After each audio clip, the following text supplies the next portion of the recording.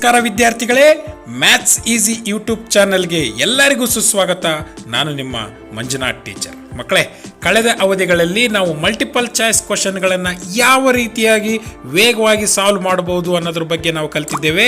ಹಾಗಾದರೆ ಮಕ್ಕಳೇ, ಇಂದು ನಾವು ಕ್ವಾಡ್ರಾಟಿಕ್ ಈಕ್ವೇಷನ್ ಚಾಪ್ಟರ್ನಲ್ಲಿರುವ ಮಲ್ಟಿಪಲ್ ಚಾಯ್ಸ್ ಕ್ವಶನ್ಗಳನ್ನು ಯಾವ ರೀತಿಯಾಗಿ ಕ್ವಿಕ್ ಆಗಿ ಆನ್ಸರನ್ನು ಕಂಡುಕೊಳ್ಬೋದು ಅನ್ನೋದ್ರ ಬಗ್ಗೆ ತಿಳಿದುಕೊಳ್ಳೋಣ. ಮಕ್ಕಳೇ, ಈ ಪಾಠದಲ್ಲಿ ಬರುವ ಪ್ರಶ್ನೆಗಳು ಕೆಲವು ಫಾರ್ಮುಲಾಗೆ ಸಂಬಂಧಪಟ್ಟಿದ್ದರೆ ಕೆಲವು ವಾಕ್ಯಗಳ ರೂಪದಲ್ಲಿ ಬರಬಹುದು. ಪ್ರಶ್ನೆಗಳು ಹೇಗೆ ಇರಲಿ, ನಮ್ಮ ಕೆಲಸ ಏನು? 1 ನಿಮಿಷದಲ್ಲಿ ಉತ್ತರ ಕಂಡುಹಿಡಿಯೋದು. ಅವರು ಕೊಟ್ಟಿರುವ ಉತ್ತರಗಳನ್ನೇ ಬಳಸಿ ನಾನು ಸಾಲ್ವ್ ಮಾಡಲು ಕಲಿಸುತ್ತೇನೆ. ಇದಕ್ಕೆ ಕೇವಲ ಹೆಚ್ಚು ಅಂದರೆ 50 ಸೆಕೆಂಡ್ಗಳು ಮಾತ್ರ ಸಾಕು. ನಿಮಗಿಷ್ಟ ಆದರೆ ತುಂಬ ಸಂತೋಷ. Let watch this video.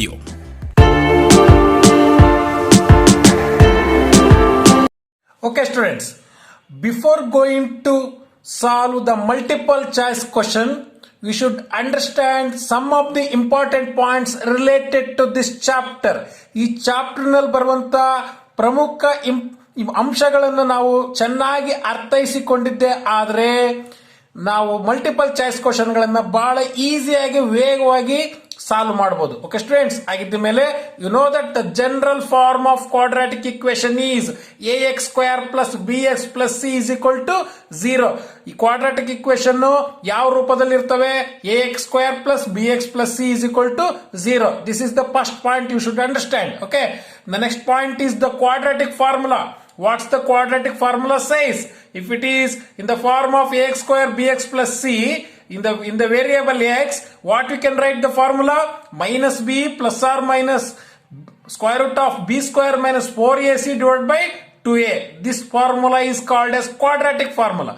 And the next point is discriminant of the quadratic equation. And what's the discriminant of the quadratic equation is? Discriminant is equal to b² - 4ac. b² - 4ac. ಇದರಲ್ಲಿ 3 conditions ಬರ್ತವೆ, ಅವು ನೆನ್ಪಿಟ್ಕೊಂಡಿರ್ಬೇಕು ಮಕ್ಕಳೇ. If the value of b² - 4ac is greater than 0, ಆ value ಏನಾದ್ರೂ 0ಗಿಂತ ಹೆಚ್ಚು ಬಂದ್ರೆ the roots are real and distinct ಅಂತ ನಾವು ಅನ್ಕೋಬೇಕಾಗತ್ತೆ. b² - 4ac ಗಿಂತ ಏನು b² - 4ac ವ್ಯಾಲ್ಯೂ ಏನು ಬರುತ್ತಲ್ಲ, ಅದು 0ಗಿಂತ ಹೆಚ್ಚಾಗಿದ್ರೆ the roots are real and distinct.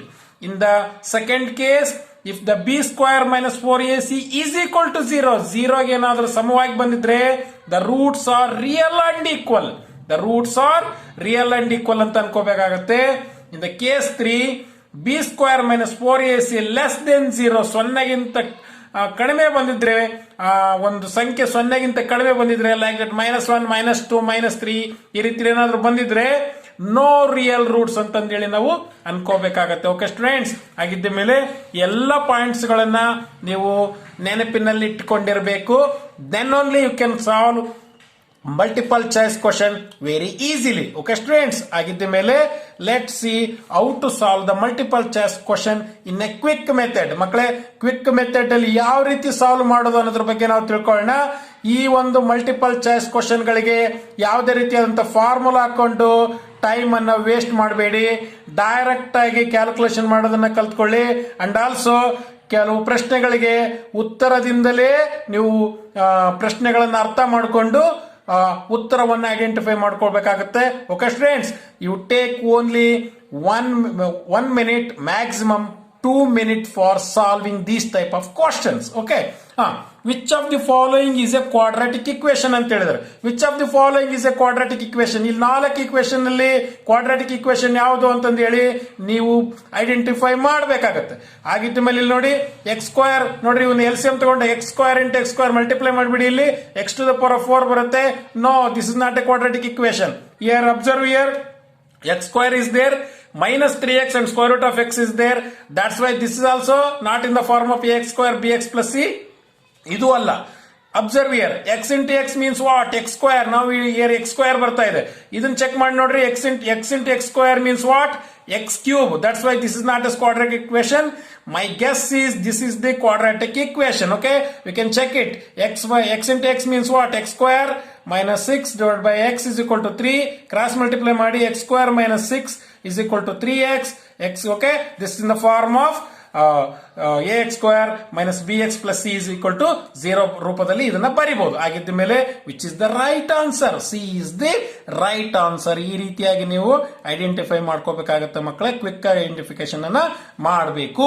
Let see how to solve the second question.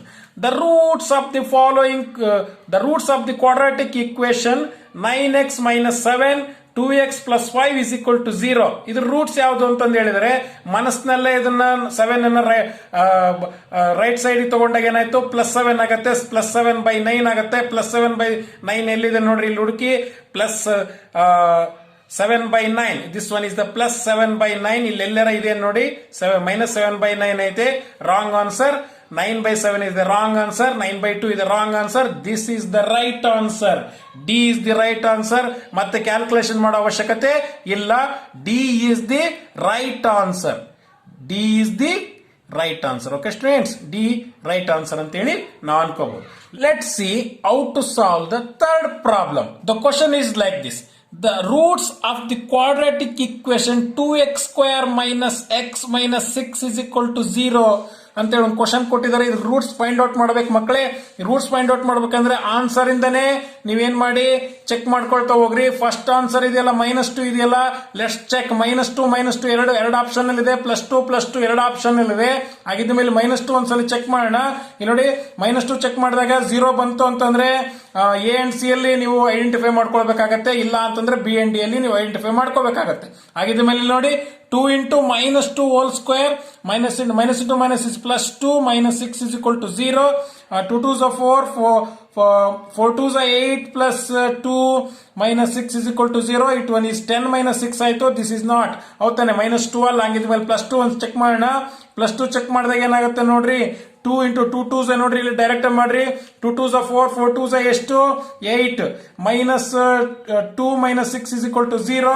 That's why 6 minus 6 is equal to 0. ಹೌದಾನೆ. ಆಗಿದ್ದ ಮೇಲೆ 2 ಒಂದು ರೂಟ್ ಅಂತ ಗೊತ್ತಾಗುತ್ತೆ ನಮ್ಗೆ. ಆಗಿದ್ದ ಮೇಲೆ ಬಿ ಅಂಡ್ ಡಿ ಅಲ್ಲಿ ನಾವು ಚೂಸ್ ಮಾಡ್ಕೋಬೇಕು. ಆಗಿದ ಮೇಲೆ ಇದನ್ನ ಚೆಕ್ ಮಾಡೋಣ. -3/2 ಚೆಕ್ ಮಾಡೋಣ.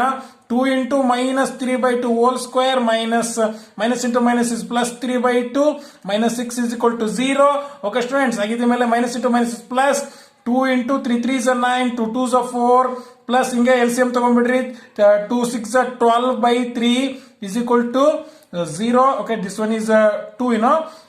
Now 2 1s are 2 2s are, is it 9/2? And also +3 minus 12 means what? -9/2. That's why this is the right answer. 9/2 get cancelled. You will get 0. That's why B is the right answer. B ನೀವೇನ್ ಮಾಡಬೇಕು, shade ಮಾಡಬೇಕು. Okay students, ಈ ರೀತಿಯಾಗಿ ನೀವು ವೇಗವಾಗಿ calculation ಮಾಡ್ತಾ ಹೋಗಬೇಕು. Factorisation ಮಾಡೋದಕ್ಕೆ ಟೈಮ್ ಹಿಡಿಯುತ್ತೆ.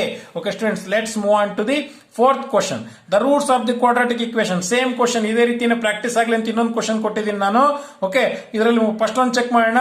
ಇಲ್ಲಿ ನೋಡಿ, ಡೈರೆಕ್ಟ್ ಮಾಡ್ಕೊಳ್ತಾ ಹೋಗ್ರಿ. -1 square plus 6 into -1 plus 5 is equal to 0. -1 square is 1, plus into minus is minus. 6 1s are 6, 5 is equal to 0. -5 plus 5. That's why -1 is the right answer.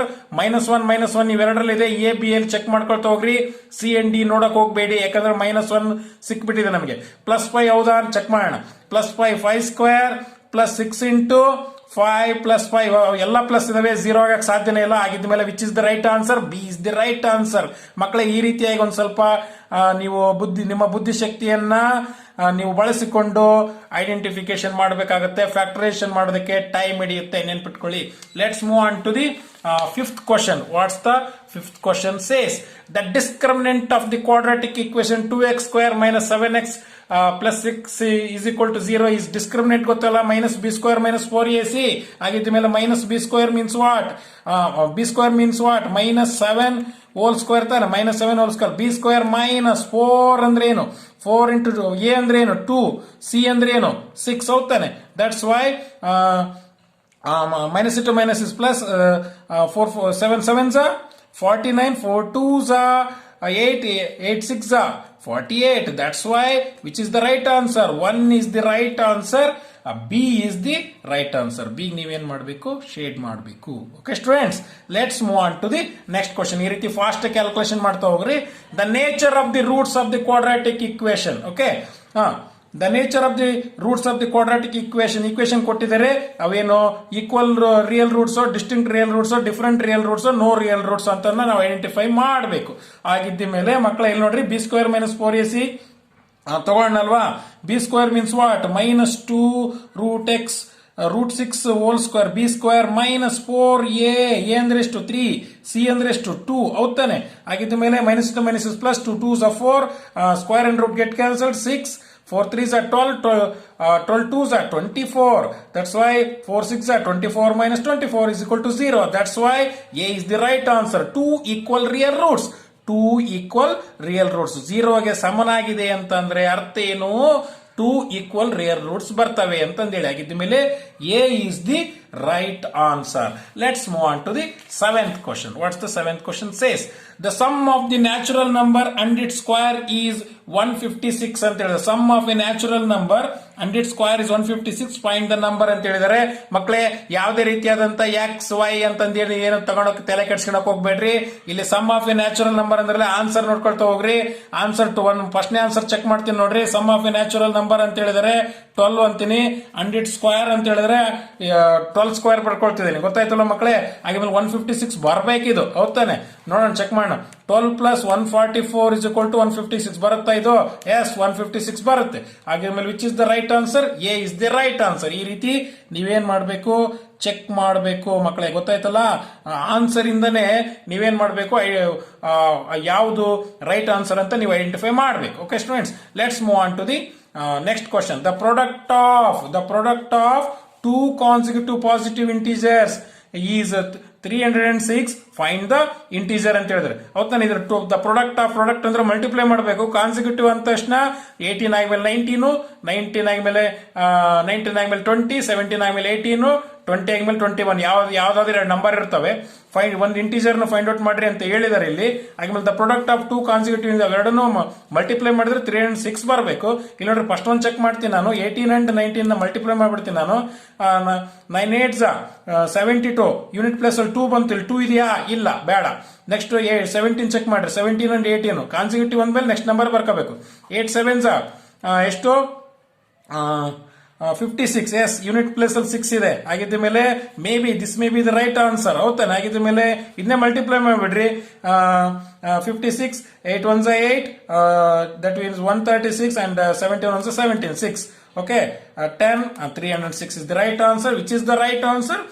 B is the right answer. ಗೊತ್ತಾಯ್ತಲ್ಲ ಮಕ್ಕಳೇ? B is the right answer. Okay students, ಆಗಿದ್ದ ಮೇಲೆ let's move on to the next question. The 9th question.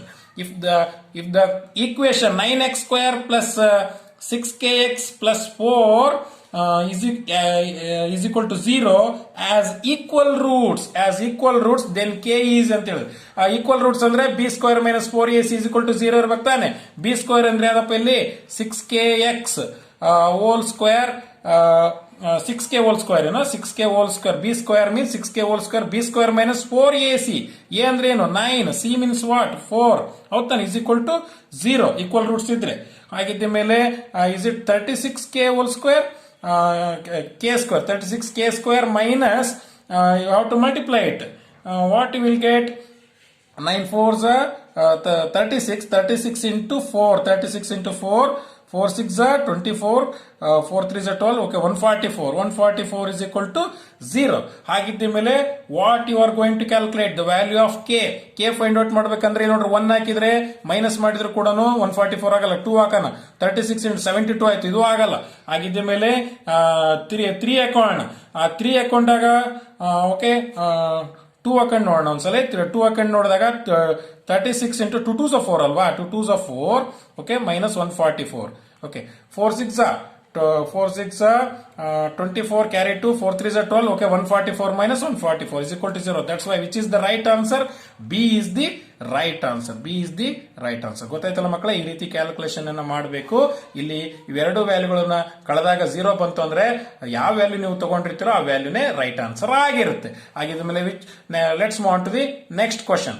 One of the root of the quadratic equation, ಇದರಲ್ಲಿ ಒಂದು root ಯಾವುದು ಅಂತಂದು ಹೇಳಿ ಅವರು ಕೇಳಿದ್ರೆ 2x square minus x -6 is equal to 0. ಆ ರೂಟ್ ಯಾವುದು ಅಂತ ಕೇಳಿದಾರೆ ಮಕ್ಕಳೇ. ಆಗಿದ್ದ ಮೇಲೆ ನೋಡ್ರಿ ಇಲ್ಲಿ ಮನಸ್ಸಿನಲ್ಲೇ ಮಾಡ್ಕೊಳ್ತಾ ಹೋಗ್ರಿ. 2 ಇಂಟು 2 2 ಎಷ್ಟು 4, minus into plus into minus is plus, -6 is equal to 0 ಹೋಗ್ತಾನೆ. 8 ಪ್ಲಸ್ 6 ಮೈನಸ್ ಆಗಿದ್ದ ಮೇಲೆ ನೋಡ್ರಿ 14 ಮೈನಸ್ 6 ಆಗುತ್ತೆ. This is not the right answer. ಆಗಿದ್ದ ಮೇಲೆ ನೆಕ್ಸ್ಟ್ ಒಂದು ಚೆಕ್ ಮಾಡ್ರಿ, 3 ಚೆಕ್ ಮಾಡ್ರಿ. 3 3 9, 9 2 18, 18 ಮೈನಸ್ 3 ಮೈನಸ್ 6. ಓಕೆ, ಇದು ಕೂಡ 0 ಬರಲ್ಲ. ಆಗಿದ್ದ ಮೇಲೆ ನೋಡಿ 6 ಮಾಡ್ರಿ. 6 36, 36 ಬರುತ್ತೆ ಅಂತಂದ್ರೆ ಇದು ಕೂಡ 0 ಆಗಲ್ಲ. 2 ಹಾಕೊಳ್ರಿ, ಪ್ಲಸ್ 2 ಯಾಕಂದ್ರೆ 2 2 4, 4 2 8, minus 2 minus 6 is equal to 0, 6 minus 6 is equal to 0. That's why D is the right answer. D is the right answer. ಗೊತ್ತಾಯ್ತಲ್ಲ ಮಕ್ಕಳೇ, ಈ ರೀತಿ ನೀವು ಕ್ಯಾಲ್ಕುಲೇಷನ್ ಅನ್ನ ಮಾಡಬೇಕು. Okay, let's move on to the 11th question. What's the 11th question says? The sum of two natural number is 8 and their product is 15. The numbers are ಅಂತ question ಕೊಟ್ಟಿದ್ದಾರೆ. ಇಲ್ಲಿ ಆಪ್ಷನ್ಸ್ ಕೊಟ್ಟಿದ್ದಾರೆ ಮಕ್ಕಳೇ. ಈ ಆಪ್ಷನ್ಸ್ ಇಂದನೇ answer ನ identify ಮಾಡ್ತಾ ಹೋಗ್ರಿ. The sum of two natural number ಅಂದರೆ ಯಾವ್ದು ಎಕ್ಸ್ ವೈ ಅಂತ ತಗೊಳ್ತಾ ಹೋಗ್ಬೇಡ್ರಿ. The sum of two natural number, ಎರಡು ನ್ಯಾಚುರಲ್ ನಂಬರ್ ನ ಆಡ್ ಮಾಡ್ರಿ ಅಂತ ಹೇಳಿದಾರೆ. ಆಡ್ ಮಾಡಿದ್ರೆ 8 ಬರ್ಬೇಕಂದ್ರೆ ಇಲ್ಲಿ ನೋಡ್ರಿ 5 + 4 ಆಡ್ ಮಾಡಿದ್ರೆ 8 ಬರುತ್ತಾ? ಬರಲ್ಲ. 3 + 5 ಆಡ್ ಮಾಡಿದ್ರೆ 8 ಬರುತ್ತಾ? ಬರುತ್ತೆ. ಹಾಗಾದ್ಮೇಲೆ 3 ಇಂಟು 5 ನ ಮಲ್ಟಿಪ್ಲೈ ಮಾಡಿದ್ರೆ 15 ಬರುತ್ತಾ? ಬರುತ್ತೆ. ಹಂಗಿದ್ಮೇಲೆ ಆನ್ಸರ್ ಯಾವುದು? B is the right answer. No calculation ಮಾಡೋ ಅವಶ್ಯಕತೆ ಇಲ್ಲ. Okay, let's move on to the 12th question. What's the 12th question says? The sum of two natural number. The sum of two natural number is 15. Add ಮಾಡಿದ್ರೆ 15 ಬರಬೇಕು. And sum of the reciprocals ತಗೊಂಡ್ರೆ sum of the reciprocals is 3/10 ಅಂತ ಹೇಳಿದ್ರೆ reciprocal ಅಂತ ಹೇಳಿದರೆ. Okay, then the numbers are ಅಂತ ಹೇಳಿದ್ರೆ. ಹಾಗಿದ್ರೆ ನೋಡ್ರಿ, the sum of two natural number add ಮಾಡಿದ್ರೆ 15 ಬರ್ಬೇಕಂತಂದ್ರೆ ಇಲ್ಲಿ 15 means what? 10 + 5 means what? 15 ಬಂದ್ಬಿಡುತ್ತಿಲ್ಲ. ಹೌದಾನೆ? 15 ಬಂದ್ಬಿಡುತ್ತೆ ಅಂದ್ರೆ ಬಿ ನ ಐಡೆಂಟಿಫೈ ಮಾಡಬಹುದು. Okay, you can calculate also. ಹೌದಾನೆ? ಈಗ ಎರಡು ನಂಬರ್ ಆಡ್ ಮಾಡಿದ್ರೆ 15 ಬರುತ್ತೆ ಅಂದ್ರೆ 5 + 10 is what? 15. ಓಕೆ, 15 ಬಂದ್ಬಿಡ್ತೀನಿ. ಯಾವ್ದು ಕೂಡ ಇಲ್ಲಿ ಆಡ್ ಮಾಡಿದ್ರೆ 15 ಬರ್ತಾ ಇಲ್ಲ. ಫಾರ್ ಎಕ್ಸಾಂಪಲ್, ಇದು ರೆಸಿಪ್ರೋಕಲ್ ಕೂಡ ಚೆಕ್ ಮಾಡ್ತೀರಿ ಅನ್ನೋದಾತಂದ್ರೆ ಸಮ್ ಆಫ್ ದ ರೆಸಿಪ್ರೋಕಲ್ ಅನ್ನೋದಾಯ್ತು ಅಂತಂದ್ರೆ ಅವೆರಡು ನಂಬರ್ದು ರೆಸಿಪ್ರೋಕಲ್ 1/5, 1/10. ಹೌದಾನೆ?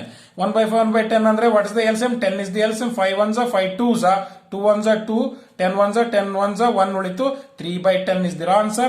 3/10 ಇಲ್ಲಿದೆ. ಹಂಗಾಗಿ which is the right answer? B is the right answer. B is the right answer. ಈ ರೀತಿ ಐಡೆಂಟಿಫಿಕೇಶನ್ ಮಾಡಬೇಕು. Okay students, let's move on to the next question.